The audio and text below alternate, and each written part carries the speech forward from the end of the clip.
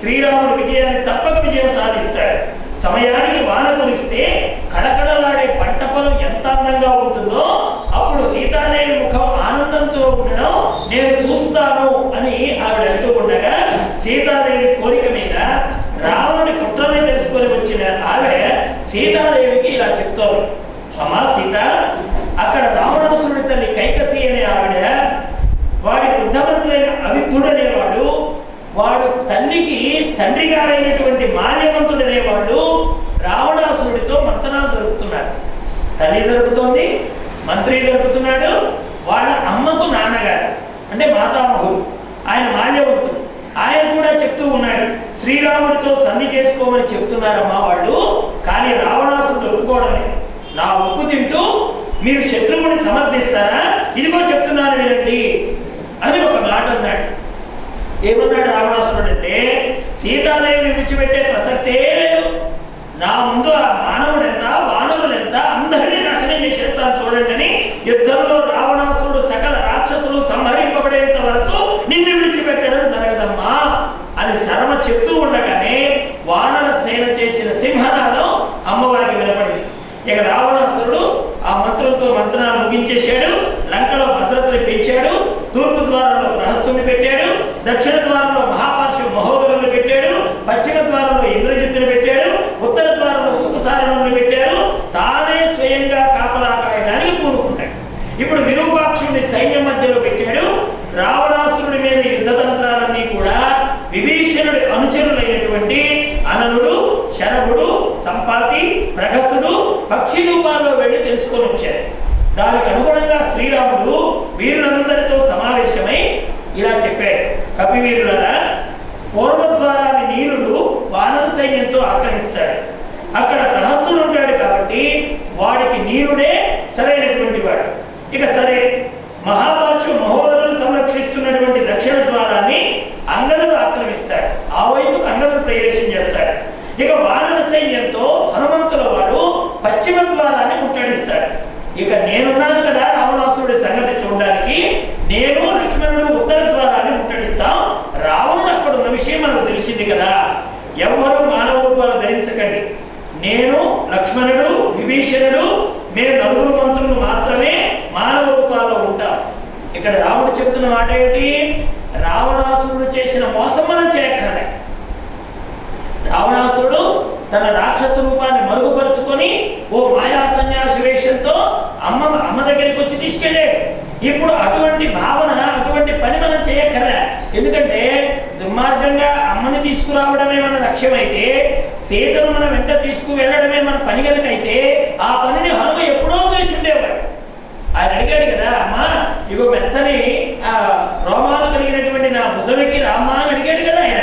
అమ్మ ఏం చెప్పింది? ఈ పని నేను చేయను. రాముడు ఏమంటున్నాడు? ఆ పనికి నేను ఒప్పుకోను అంటున్నాడు. అంటే ఇక్కడ రాముడిలో ఉన్న ధర్మాన్ని చూడండి.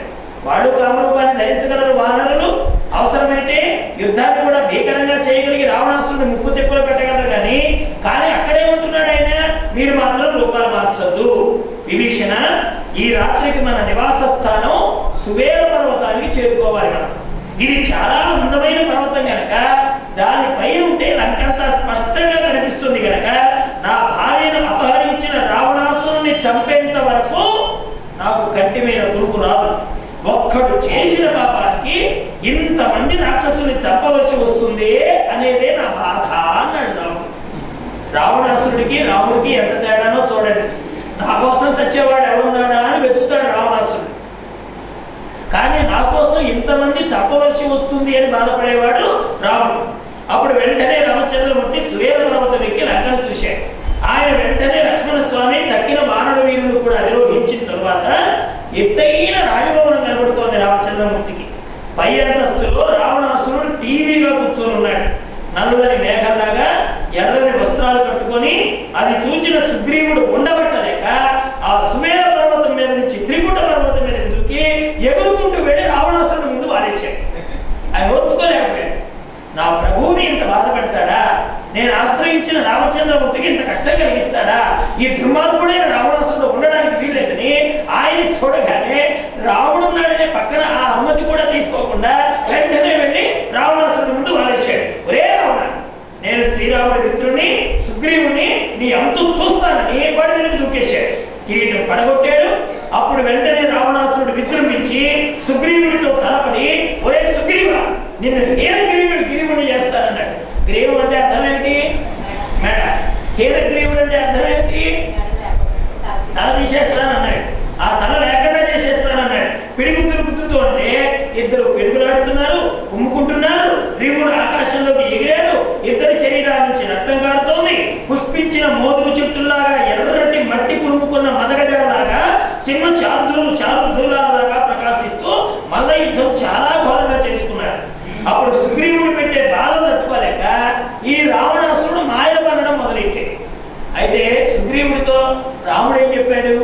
అబ్బాయి, మనం యథార్థమైన రూపాలతోనే పోదాం, అంతేగాని వాడు చేశాడు కదా అని మాయలు మనం చేయక్కర్లేదని రాముడు చెప్పాడు కనుక అది గమనించిన సుగ్రీవుడు ఆకాశంలోకి ఎగిరి రెప్పపాటు కాలంలో మళ్ళీ తిరిగి రాముడి దగ్గరికి వచ్చేసాడు. అప్పుడు సుగ్రీవుడు చేసిన పెద్ద సాహసానికి క్షేమంగా రామచంద్రమూర్తి ఆయన దగ్గరకు తిరిగి వచ్చినందుకు గాను అప్పుడు వెంటనే ఆయన సున్నితంగా మందలించాడు. ఏమయ్యా సుగ్రీవ, నువ్వు అలా ప్రక్కనే ఉండగా నువ్వు అలా వెళ్ళిపోతే నీ ప్రాణానికి ఏమైనా అపాయం జరిగితే రేపటి రోజున వానర వీరుడికి నేను ఏమైనా సమాధానం చెప్పుకోవాలి? నీ ప్రాణానికి ఆపద కలిగితే ఎవరు దానికి సమాధానం చెప్పాలి? రాముడే కదా. కాబట్టి ప్రభువు మీద గౌరవం ఉన్నవాళ్ళు, యజమాని మీద సేవాభావం కలిగిన వాళ్ళు, నిజమైనటువంటి సేవా తత్పరులు ఇలాంటి పని చేస్తారా అని సున్నితంగా సుగ్రీవుల వారిని స్వామివారు మందలించాడు. వెంటనే అంగదుడితో మాట చెప్పాడు. అంగదా, ఇప్పుడు ఇంత జరిగింది గనక సుగ్రీవుడి బలమేమిటో వాడికి తెలిసింది గనక కాస్త ఇప్పుడైనా తన బలాన్ని తాను తెలుసుకున్నాడు గనక అమ్మను అప్పగించడానికి ఒక అవకాశం ఉంటుందేమో అంగద రాయబారాన్ని నడిపాడు రామచంద్రమూర్తి. నువ్వు వెళ్ళిరావయ్యా అంగదా, నువ్వు వెళ్ళి కాస్త రావణాసురుడికి బుద్ధి చెప్పు అని అనగానే వెంటనే సీతాదేవిని అప్పగించడానికి ఒక అవకాశం కూడా ఇవ్వు. అలాగని యుద్ధం చేతగాని వాడిలాగానో లేకపోతే ఏదో బ్రతిమిలాడుతూ రావణాసురుడు అంటే భయం కలిగి రాముడు పంపిస్తున్నాడు అనుకుంటాడేమో, కాస్త కఠినంగా కూడా కొన్ని మాటలు చెప్పమన్నాడు రాముడు. ఏమిటా మాటలు? మొట్టమొదటి చెప్పాడండి, రావణాసురుడి దగ్గరికి వెళ్ళు, చేసిన తప్పుకు ఫలితం అనుభవించే కాలం దగ్గరలో ఉందని చెప్పు. రెండవది, ఇక లంకకు రాజుగా రావణాసురుడు ఉండే రోజులు జారిపోయాయని చెప్పు. ఆ సింహాసనం మీద విభీషణుడు అధిష్టానంగా ఉండి లంకను ఏలతాడని చెప్పు. ఈ రెండు మాటలు చెప్పిరా అని పంపించాడు. ఇప్పుడు అంగదుడు వెళ్ళాడు, రాముడు సందేశం చెప్పాడు. ఇక రావణాసురుడు కోపంతో పటపటలాడిపోతూ అంగదుడిని చంపేయాలని పిలిచి ఒక నలుగురు రాక్షసుల్ని అంగదుడి మీద కూర్చుకొలిపాడు. అంగదుడు ఏం చేశాడు? ఆ నలుగురిని ఇద్దరిద్దరు చొప్పున చెరోసందిని బిగించి అంటే బాగా చంకలో ఇరికించేసుకొని ఈ వైపు ఇద్దరిని ఈ వైపు ఇద్దరిని ఆ చంకలో బాగా ఇరికించేసుకొని భవనగరం మీదకు దూకేశాడు. అంతెత్తుగా ఎగిరేశాడు అంగదుడు. ఈ లోపల వాళ్ళు పట్టు జారారు, చంకలో నుంచి జారిపోయారు ఇద్దరును. జారిపోయిన వాడు కింద ఉన్నటువంటి ఆ పడుదైన రాళ్ల మీద పడి దేహాన్ని రక్తసిక్తమై ఎముకలన్నీ పటపట నలిగిపోయి ఒక వికృతమైనటువంటి రూపంతో కింద పడిపోయి చచ్చిపోయారు. ఇక అందరినీ తప్పించుకున్నటువంటి అంగదుడు తిరిగి మళ్ళీ రామచంద్రమూర్తి దగ్గరికి వెళ్ళాడు. రామా, చెప్పాను, మంచి చెప్పాలని చూశాను, వాడు నా మీదకే దూతని చంపమని పంపించాడు. దూతని చంపమని పంపడం వాడి కొత్త కాదే. అసలు రావణాసుడుకున్నటువంటి లక్షణం ఏంటంటే మన వాళ్ళు అంటారే, పుట్టుకతో వచ్చిన బుద్ధి పుడకలతో పోతుంది. పుడక అంటే అర్థం ఏంటండి? పుల్ల పిడక. పుడక అంటే పుల్ల. ఇప్పుడు ఈ పుల్లలతో తగలెట్టడం కదా చివరి సంస్కారం. అంటే అక్కడ ఏమిటి అర్థం? వీడికి పుట్టుకతో వచ్చిన బుద్ధి మంటల్లో వేసి కాల్చినా పోదన్నమాట. కాబట్టి వీడికి ఈ దూతని చంపడం అనే మాట వాడికి ఇప్పుడు కొత్త కాదు. హనుమ దగ్గర అదే చేశాడు, అంగదుడి దగ్గర అదే చేయబోయాడు. వెంటనే రాముడు అనుకున్నాడు, ఇలాంటి వాడికి మెత్తగా చెప్పడం కూడా పొరపాటేనేమో, మూర్ఖుడికి ఎక్కువ అవకాశాలు ఇవ్వకూడదండి. మనకు ధర్మం ఏం చెప్తుందంటే 1-2 అవకాశాలు ఇవ్వచ్చుగాక, కానీ అదే పనిగా అవకాశాలు ఇస్తూ ఉంటే ఎదుటివాడు దాన్ని తక్కువదనంగా అనుకుంటాడు కనుక ఎక్కువ అవకాశాలు మూర్ఖుడికి ఇవ్వడం కూడా మూర్ఖత్వమే అవుతుంది. అందుకని రాముడు ఏమన్నాడు? ఇక యుద్ధం మొదలవుతోంది, సుగ్రీవ ఇక యుద్ధానికి సిద్ధం కండి. వానర వీరుల్ని ఇక మనం మళ్ళీ మన అమ్మను తీసుకురావడానికి ఎంత ప్రయత్నం చేయాలో అంత ప్రయత్నం చేద్దుముగాక అని రాముడు ఒక మాట అనగానే జై జై రాజా రామచంద్ర భగవానికి అంటూ అందరూ కూడా రాముడికి జై జయధ్వానాలు పలుకుతూ మా అందరికీ నాయకుడైన సుగ్రీవుడికి జయం కలుగునుగాక అని వానర సైన్యం లంకా నగరాన్ని అతిక్రమిస్తూ విధ్వంసం సృష్టిస్తుండగా లంకలో రాక్షసులు తక్కువ కనిపించారు, వానరులు ఎక్కువ కనిపించారు. అసలు ఇది వానర రాజ్యమా రావణ రాజ్యమా అని చూసేవాడికి ఒక రకమైనటువంటి, అప్పుడు కొత్తగా చూస్తున్న వాడికి వానర రాజ్యమే అన్నట్టు అనిపిస్తోంది అన్నమాట. ఇక రావణాసురుడు అన్నాడు, రాక్షస వీరులారా వేరుని మోగించండి, తూర్యాలు పూరించండి, వానర సైన్యాన్ని మొట్టిపెట్టండి అని ఒక ఆజ్ఞ చేశాడు వాడు. ఇక రాక్షసులు రెచ్చిపోయారు, వానరులతో యుద్ధానికి పూనుకున్నారు. ఇక ఖడ్గాలు, శూలాలు, వెండి బలాలు, రకరకాల ఆయుధాలు, రక్తసిక్తమైన దేహాలతో అటు ఇటు తెగిపడుతున్నటువంటి శరీరాలు, మాంసపు ముద్దలు, సంకుల సమరంగా యుద్ధం అనేది ప్రారంభమైంది. ఇక అంగదుడు, ఇంద్రజిత్తు, సంపాతి, ప్రజంగుడు, హనుమంతుడు, జంబుమాలి, విభీషణుడు, మిత్రజ్ఞుడు, గజుడు, తపసుడు, మైందుడు, భద్రముష్టి, నీలుడు, నికుంభుడు, సుగ్రీవుడు, ప్రగసుడు, లక్ష్మణుడు, విరూపాక్షుడు వీళ్ళందరూ సరి సమానంగా యుద్ధంలో ఎవరూ తక్కువ కాదన్నట్టుగా, ఎవరికెవరు తీసిపోనట్టుగా మహాభీకరంగా యుద్ధం చేస్తున్నటువంటి సమయంలో సాయంత్రం అయ్యేటప్పటికీ ఇక రావణ సైన్యంలో మిగిలిన వాడు ఇంద్రజిత్తు ఒక్కడే. ఆ రోజున యుద్ధం అంత భీకరంగా జరిగింది. ఇక అందరూ సైనికులన్నీ నెత్తురు భాగాలతో ఓడుతున్న సమయంలో తక్కిన రాక్షస వీరులందరూ మట్టిలో కలిసిపోయేటప్పటికీ ఆ రోజుకి వానర యుద్ధంలో పై చెయ్యి వానరులదే. రామరావణ యుద్ధంలో వానరులు గెలిచేశారు. ఇప్పుడు అంగదుడికి ఇంద్రజిత్తుకి యుద్ధం జరుగుతోంది. అక్కడ ఇంద్రజిత్తు ఒక్కడే కదా మిగిలినవాడు. ఇక అంగదుడు తలపడుతున్నాడు ఇంద్రజిత్తుతో. అంగదుడు ఇంద్రజిత్తు రథాన్ని వెరగొట్టాడు, సంపాదించేశాడు. ప్రజన్నుడు అనేవాడు అశ్వకర్ణుడితో సహా సంహారం చేసేశాడు. జంబుమాని హనుమంతుని శూలంతో పొడిస్తే హనుమంతుడు అతన్ని రథంతో సహా పైకెత్తి గిరగిరా తిప్పి జ్ఞానకేసి కొట్టి చంపేశాడు. ఇక శ్రీరాముడు ఒకేసారి అగ్నిశిఖలాంటి 4 బాణాలు వేసి అగ్నికేతు, రశ్మికేతు, సుప్తజ్ఞ, యజ్ఞగోపాలు అనేవాడు శిరస్సుని ఖండించేశాడు. ఇక మైందుడి పిడిగుద్దుకి వజ్రముష్టి అనేవాడు నేల కూలిపోయాడు. నిగుముడు రథచక్రాన్ని విష్ణు చక్రం లాగా తిప్పుతూ అలా విసిరి నిగుముడు అనేటువంటి వాడిని నీరుడు సంహరించాడు. ఇక సుషేనుడు అనేవాడు విద్యున్మాలి అనేవాడిని సంహారం చేశాడు. ఇక చీకటి పడగానే ఆ చీకట్లో రాక్షసుడా కాదా, వానరుడా కాదా అని తడుముకొని తెలుసుకొని మరి యుద్ధం చేయడం మొదలుపెట్టారు. ఎక్కడ చూసినా శవాలే గుట్టలుగా కనబడుతున్నాయి లంకలో. శ్రీరాముడు వెతుక్కుంటూ మహాభాష్యుడు, మహోదరుడు, వజ్రదంశుడు, మహాకాయుడు, సుఖ సారణ నాయకత్వంలో రాక్షస సైన్యం ముందుకు రాగానే ఆ వచ్చిన సైన్యాన్ని వచ్చినట్టుగానే రాముడు బాణాల దెబ్బకు చెల్లాచెదురు చేసి వాళ్ళందరినీ తుత్తునీయం చేసేశాడు.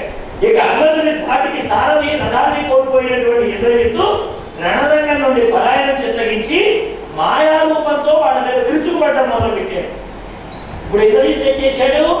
మాయారూపాన్ని పొందాడు. కనిపించకుండా యుద్ధం చేయడం మొదలెట్టాడు. ఎప్పుడైతే ఇలా ప్రారంభం చేశాడో నాగాస్త్రాన్ని తీసి వాళ్ళ మీద బాణాలుగా ప్రయోగించాడు. ఇప్పుడు ఈ అస్త్రాలు ఎలా పెడుతున్నాయి? 4 కోపంలాగా మారుతున్నాయి. రామలక్ష్మణుల మీద విరుచుకుపడుతున్నాయి. ఆ బాణాల ప్రభావం వల్ల రామలక్ష్మణులు కదలలేకపోతుండగా బాణాలు తమకు తగలడం వల్ల ఇద్దరు నిలువలేక కింద పడిపోయారు. బాణాలు వాళ్ళు కప్పేశాయి. ఇప్పుడు ఇంద్రజిత్తుని పట్టుకుందామని ప్రయత్నం చేశారు అంగదుడు, విభీషణుడు, జాంబవంతుడు, హనుమంతుడు. వాళ్ళు ప్రయత్నం చేసినప్పటికీ కూడా వాళ్ళ వల్ల కాలేకపోయింది ఆ రోజున ఇంద్రజిత్తుని పట్టుకోవడం. ఇంద్రజిత్తు వికటాట్టహాసం చేసి వెళ్ళి రావణాసురుడికి వార్త చెప్పాడండి. ఇప్పుడు రావణాసురుడు చాలా ఆనందపడిపోయాడు. అశక్తులై పడి ఉన్న రామలక్ష్మణుని చూసిన సుగ్రీవుడి బాధ వందనాతీతం ఉండి అసలు అది చూసి వానర వీరుల్లో కలవరపాటుమైంది. ఇదంతా చూస్తున్న విభీషణుడికి ఏం చేయాలో పాల్పలేదు. వెంటనే సుగ్రీవుడిని అనునయిస్తూ, మిత్రమా సుగ్రీవ, యుద్ధాలు ఎప్పుడు ఇలాగే ఉంటాయ్యా, విజయం ఎప్పుడు నిశ్చయం కాదు, మన అదృష్టం ఎప్పుడు ఎలా ఉంటే అలా జరుగుతోంది కనుక ధైర్యం కోల్పోవడం వీరలక్షణం కాదు. రామలక్ష్మణులు మూర్చిపోయారంతే, త్వరలోనే కోరుకుంటారు. ఇక లే, నువ్వే ఇలా అయిపోతే ఎలా? చూడు వానర సైన్యం ఎలా కకలికలమైపోతుందో, ఉత్సాహాన్ని నూరిపోయి రా, లేదా నువ్వు శ్రీరామలక్ష్మణులను చూసుకో, నేను సైన్యాన్ని ఉత్సాహపరుస్తానని విభీషణుడు చెప్పడం జరిగింది. అప్పుడు త్రిజట సీతాదేవిని పుష్పక విమానం పైన తీసుకెళ్లి బాణాల మధ్య ముచ్చిపోయిన శ్రీరామలక్ష్మణుని చూపించింది త్రిజట అనేటువంటి రాక్షసి. దాంతో సీతాదేవి హతాశురాలై ఆవిడ ఆక్రోశించడం మొదలుపెట్టింది. అప్పుడు త్రిజట చెప్పింది, సీత, నా మాట నమ్మమ్మా, శ్రీరాముడు మరణించలేదు. ఈ విషయాన్ని ఈ విమానమే స్పష్టం చేస్తుంది. ఎందుకంటే ఈ విమానం పరమ పవిత్రమైంది కనుక పుణ్యస్త్రీలకు మాత్రమే ఇందులో ప్రవేశించే అర్హత ఉంది. భర్తృహీనులైనటువంటి వాడు ఈ విమానాన్ని అధిరోహించలేరు. మరి అలాంటిది ఈ విమానంలో ఉండగలిగావంటే అక్కడ రాముడు సజీవుడై ఉన్నాడు. ఆయన నువ్వు అనుకున్నట్టుగా అతనికి ఇంకే విఘాతము సంభవించలేదు సుమా. కాబట్టి ఇప్పుడు చెప్పమ్మా, నీ భర్త నిజంగా మరణించడమే సత్యమైతే నువ్వు విమానాన్ని అధిరోహించలేవు కనుక ఇప్పుడు వానర సైన్యాలు మొత్తం మళ్ళీ యుద్ధానికి సిద్ధమవుతున్నాయి అంటే నాయకుడు బ్రతికున్నట్టే కదా అర్థం అని త్రిజట చెప్పి మళ్ళీ వెనక్కి తీసుకొని వెళ్ళిపోయింది సీతమ్మ తల్లి. ఇక్కడ శ్రీరామచంద్రమూర్తికి స్పృహ రాగానే పక్కనే ఉన్నటువంటి లక్ష్మణుడు అచేతనంగా పడి ఉన్నాడు. శ్రీరాముడు బాధపడుతూ అక్కడ చెప్తాడు అన్నమాట, దేశే దేశే కలత్రాన్ని దేశే దేశే చ బాంధవః తంతు దేశన్న పశ్యామి యత్ర భ్రాతృ సహోదరః. లక్ష్మణ, వెతికి వెతికి వెతికి ప్రయత్నం చేస్తే సీతాదేవి లాంటి భార్య దొరకొచ్చటండి రాముడికి సీతాదేవి లాంటి భార్య దొరకొచ్చట. కానీ సుగ్రీవుడు లాంటి మిత్రుడు కూడా దొరకొచ్చట. ఎన్ని దేశాలు తిరిగినా దొరకని వాడెవరంటే నీలాంటి తమ్ముడు సుమా. ఇక లక్ష్మణుడే లేకపోతే సీతాదేవి ఎందుకు, రాజ్యం ఎందుకు అని విలపిస్తూ ఉండగా ఈ వానరులు శ్రీరామ లక్ష్మణుని ఎలా కాపాడాలా అనుకుంటున్న సమయంలో అక్కడికి గరుడు వచ్చాడండి. ఏమంటే గరుడు రావడంతోనే అర్థం కావాలి కదా రామమూర్తి ఎవరో. మామూలు వారికి వస్తారా గరుడు? ఎవరైతే వస్తారు? నారాయణుడైతే వస్తాడు. ఆ గరుడు మీద అధిరోహించి తిరిగేవాడు శ్రీమన్నారాయణ. అప్పుడు ఆ గరుడు వచ్చి ఈ నాగాస్త్రాల వల్ల కదా వాడు బాధపడుతుంది. అటువంటి నాగాస్త్రాలకు విరుగుడైనటువంటి గరుడు, సర్పాలకు విరుగుడైనటువంటి స్వామి అక్కడ సంచరించి వాళ్ళ మీద వేసిన సర్పబాణాల తాలూకు ఆ ప్రభావం అంతనే కూడా ఆ గరుడులో వారు హరించడం జరిగేసి ఒక్కసారి రామలక్ష్మణుని స్పృశించాడండి. అలా స్పృశించగానే మళ్ళీ వాడు అలా తేరుకొని మునుపటి తేజస్సుతో అలా అజేయులై ప్రకాశించడం కనపడడంతో వానరులు ఆనందంతో ఉప్పొంగిపోయారు. ఈ వార్త తెలిసి రావణాసురుడు, అబ్బాయి అక్కడ ఏదో వానరుల్లో కలకలం బయలుదేరుతోంది, ఏదో గొప్ప ఒక విషయం జరిగినట్టుగా ఆనందంతో కేకలు వేస్తున్నారు, ఏం జరిగిందో తెలుసుకురమ్మని ధూమ్రాక్షుడు అనేవాడిని పంపించాడు రావణాసురుడు. అప్పుడు హనుమంతుడు వాడిని చూసి అసలే కోపంతో ఉన్నాడు కదా, నాగాస్త్రాల మధ్య నాగబంధనం మధ్య ఇలా చిక్కుకుపోయాడు, నా ప్రభువులకు బాధ కలుగుతోంది కదా. ఆ బాధలో ఈ ధూమ్రాక్షుడు కనబడటంతో హనుమంతుడు ఎప్పుడు వెళ్ళాడో, వాడి మీద ఎప్పుడు పడ్డాడో, వాడిని ఎప్పుడు కొట్టాడో తెలియదు కానీ ధూమ్రాక్షుడి శవం ఎదురుగా కనబడడం వల్ల హనుమంతు చంపాడనే విషయం లోకానికి తెలిసిందంటే ధూమ్రాక్షుడిని అలా చంపేశాడు. ఇక తర్వాత వజ్రదంశుడిని పంపాడు. అదే సమయంలో వాడిని అంగదుడు చంపేశాడు. అకంబనుడనే వాడిని పంపించాడు, వాడిని హనుమ చంపేశాడు. తర్వాత ప్రహస్తుని పంపించాడు, వాడిని నీరుడనే వాడు చంపేశాడు. ఇక లాభం లేదనుకుని రావణాసురుడే స్వయంగా యుద్ధరంగంలో కాలు పెట్టాడు. మహాసముద్రంలో ఘోషిస్తున్న వానర సైన్యాన్ని చూశాడు. ఉత్తమ అశ్వాలతో విరాజిల్లుతున్న రథంపై మందీమార్బలంతో వచ్చిన రావణాసురుని చూచి సత్యవ్రతుడైన శ్రీరాముడు అన్నాడు, విభీషణ ఎవరు వీడు అని అడిగాడు. మొట్టమొదటి రామరావణ సమాగమం. ఏమండి, నాయకుడు ప్రతినాయకుడు ఇద్దరు ఒకరినొకరు చూసుకున్నటువంటి సందర్భం. ఈ సందర్భం చాలా గొప్పది. శ్రీరామ అటు చూడవయ్యా, ఆ ఏనుగు పైన కూర్చొని వస్తున్నాడే వాడే అకంపనుడు. ఇతడి పక్కనే ఇంటి నారిని లాగుతూ దంష్టలు పెరిగిన ఏనుగులా ఉన్నాడే వాడే ఇంద్రజిత్. అతడి సమీపంలో వింధ్య పర్వతంలో ఉన్నాడే వాడి పేరు అతికాయి. ఇంకా చూడు, వాడు మహోదరుడు, వీడు పిశాచుడు, వీడు త్రిశురుడు, వీడు కుంభుడు, వీడు నికుంభుడు, వీడు నిరాంతకుడు, అడిగో వాడు వ్యాఘ్రుడు, వీడు ఉష్టుడు, వాడు నాగేంద్రుడు. అలాంటి ముఖాలతో ఉన్నటువంటి సైన్యం మొత్తాన్ని కూడా పేర్లతో సహా చెప్పేశాడండి. పరిచయం కదండి. విభీషణుడు ఎక్కడి దాకా ఎక్కడ ఉన్నాడు? వాళ్ళలోనే ఉన్నాడు, రావణ సైన్యంలోనే, రావణాసురుడు అంతఃపురంలోనే ఉన్నాడు కనుక మొత్తం చెప్పేశాడు. అందరినీ చూపిస్తూ ఉన్నటువంటి విభీషణుల వారు, రామచంద్ర ఇదిగో ఈ ప్రతినాయకుడిని పరిచయం చేస్తున్నాను. ఎవరండి? రావణాసురుడు. చంద్ర సమానమైన వెల్లగొడుగుతో దాని కింద సాక్షాత్తు రుద్రుడిలా కనిపిస్తున్నాడే అతడే రావణాసురుడు అని చెప్పాడు. అప్పుడు రావణాసురుడి తేజస్సు ఆశ్చర్యపోయి, ఆహా విభీషణ, ఏమి తేజస్సయ్యా, చూడ సఖ్యంతో సఖ్యం కానటువంటి కాంతితో సూర్యుడిలా ప్రకాశిస్తున్నాడే, ఎంత గొప్ప తేజస్సు అన్నాడు రామచంద్రమూర్తి. ఇదే మాటను ఆంజనేయుడు రావణాసురుడి సభాభవనంలో అలా ఆయన సింహాసనం మీద కూర్చొని ఉండగా ఆంజనేయుడు అనుకుంటాడు, ఆహా వీడి తేజస్సు ఎంత గొప్పది, రాముడిని చూసిన నేనే వీడి తేజస్సును పొగుడుతున్నానంటే రాముడు కూడా తేజస్సులో తక్కువేమో కదా, ముల్లోకాల మీదకు వెళుతూ ఉండే వీడి ధైర్య పరాక్రమాలు ఎంత గొప్పవి, రాముడి పరాక్రమాన్ని దగ్గర ఉండి చూసిన నేనే వీడి పరాక్రమాన్ని పొగుడుతున్నానంటే పరాక్రమంలో కూడా రాముడితో సమానమేమో కదా, ఎంతమంది వచ్చినా కానీ ధీరోదాంతుడిగా నిలబడి భయం లేకుండా ఉన్నటువంటి వీడి ధైర్యం ఎంత గొప్పది, రాముడి ధైర్యాన్ని ప్రత్యక్షంగా చూసిన నేనే వీడిని పొగుడుతున్నానంటే ధైర్యంలో కూడా రాముడితో సమానమేమో కదా. కానీ రాముడికి రావణాసురుడికి ఉన్న ఒకే ఒక తేడా ఏమిటంటే, రాముడి ధర్మంలో రావణాసురుడు రాముడి కాలి గోటి కూడా సరిపోడు అంటున్నాడు ఆంజనేయ స్వామి. రాముడు ఉన్నతికి రావణాసురుడి నాశనానికి ఈ ఒకటే కారణం, ధర్మం. ఆ ధర్మం ఒకటే కారణం. చాలా మంది అనుకుంటారు ఈ మాటలు పట్టుకొని ఆంజనేయుడు రావణాసురుడు పొగిడాడండి, మా రావణుడు ఎంత గొప్పో. దరిద్రం ఏమిటంటే రావణాసురుడికి ఫ్యాన్స్ వచ్చేసారు, దుర్యోధనుడికి ఫ్యాన్స్ వచ్చేసారు, దిక్కుమాల వ్యవహారాలన్నింటికి మేము అని వెనబడేవాడు ఎక్కువైపోయారు. ఇవి వీళ్ళు ఎలా ఆదర్శమో మనకు అర్థం కావటం లేదు. కానీ కొంతమంది అలా తయారైపోయారు అంతే. అంటే అది కలియుగ ప్రభావం అనుకోవాలో, లేకపోతే ఆనాడే రావణాసురుడి సైన్యం, ఆనాడే దుర్యోధనుడి సైన్యం, వీళ్ళందరూ చాలా ఎక్కువగా ఉన్నారు కనుక ఆ కాలంలో వాళ్ళ పర్సంటేజ్ కూడా ఎక్కువగా ఉందండి. 11 మంది దుర్మార్గులు ఉంటే 7 పాండవులు అనుకోండి, అంటే 11వ క్షీణుల సైన్యం వాళ్ళు, 7వ క్షీణుల సైన్యం వీళ్ళు. ఆనాడు యుద్ధం జరిగింది కదా కురుక్షేత్రం, అది ద్వాపర యుగంలో జరిగింది. ఇప్పుడు కలియుగంలో ఇంకా చూడాలంటే మంచి పర్సంటేజ్ తగ్గిపోయి ఉంటుంది. ఇంకా చెప్పాలంటే 100లో 99.9 చెడ్డాళ్ళు ఉంటే ఏ పాయింట్ 1% ఆ మంచి అనేది ఉందేమో అనుకోవాలేమో కలియుగం. లేకుండా మాత్రం ఉండదండి.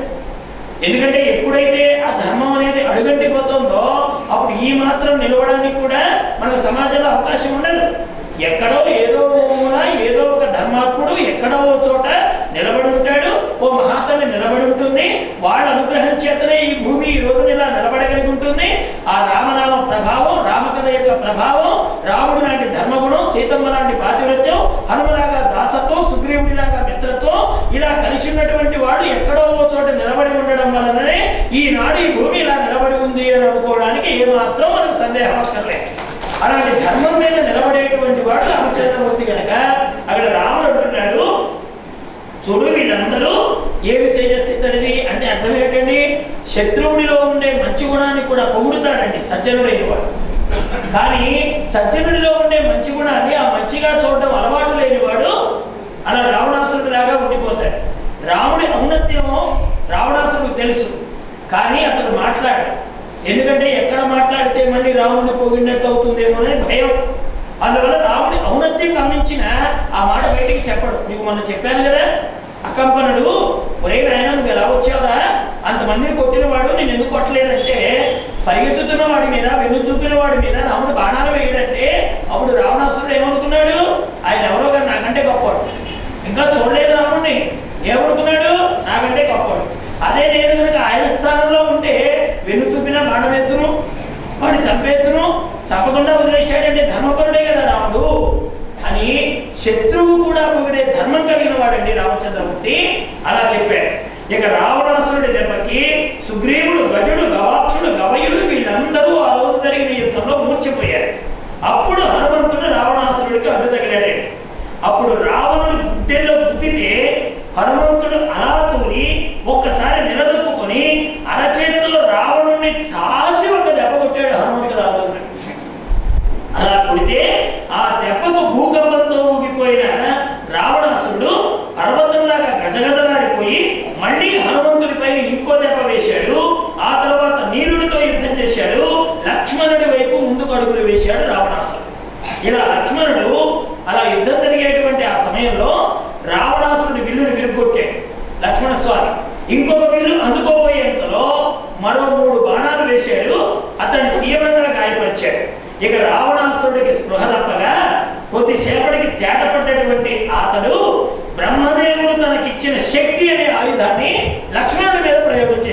రావణాసురుడు. అది లక్ష్మణుడి గుండెల్లో దిగబడగా ఆ శక్తి తిరిగి మళ్ళీ రావణాసురుడిని చేరింది. అంటే వాడు ప్రయోగం చేసే బాణాలు ఎలా ఉంటాయంటేనండి, ఓసారి ప్రయోగించిన తర్వాత శత్రువుని ఇబ్బంది పెట్టిన తర్వాత మళ్ళీ తిరిగి వచ్చి అమ్ముల బదులు చేరిపోతాయి. అలాగా రావణాసురుడు ప్రయోగించిన శక్తి లక్ష్మణుడికి తగలడం, మళ్ళీ తిరిగి వచ్చి తన అమ్ముల బదులో చేరడం జరిగిపోయింది. ఇప్పుడు లక్ష్మణుడిని మూర్చపోతే ఆయన ఎత్తుకుపోదామని రావణాసురుడు శతవిధాలా ప్రయత్నం చేస్తే వాడి వల్ల కాలేదు.